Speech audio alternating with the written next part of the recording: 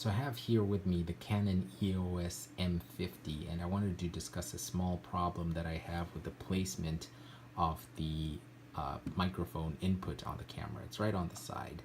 And if you're filming from the back, it's not a problem. You've got your viewfinder, your touchscreen controls, your button controls right in front of you. It's no problem. However, if you're filming in selfie mode, it can become a bit of a problem if you have the screen propped forward. First of all, the motion of the screen is limited by that awkward placement. You'd have to move the screen back and then flip it around if you wanted to do that. And the other issue is that if you have it propped like this and you need to use the touchscreen controls, adjust your focus or whatever, you are obscured from that, and you'd have to put your finger behind there. Of course, it depends on the size of the cable, but it is a slight inconvenience. There's plenty of space on the top of the camera. They could have placed the jack there, but it's on the side. They could have done that for technical reasons or maybe for marketing reasons.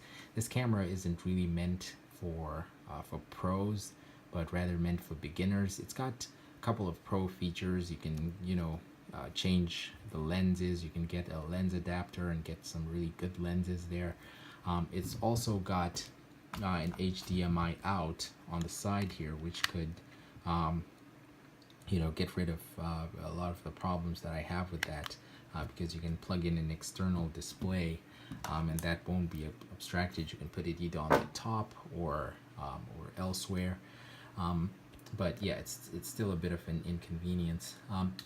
A good solution for this, besides getting an external display, is to also make sure you get an angled input. I think most microphones do have angled inputs like this, but yeah, if it's something to take note of. It'll help with the abstraction on the screen.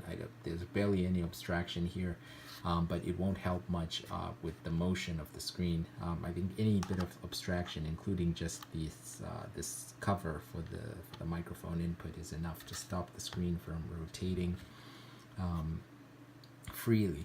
Of course, I think most users would be happy with just the stereo microphone. You can see the two holes in there for the built-in stereo microphone, which is good enough for most people.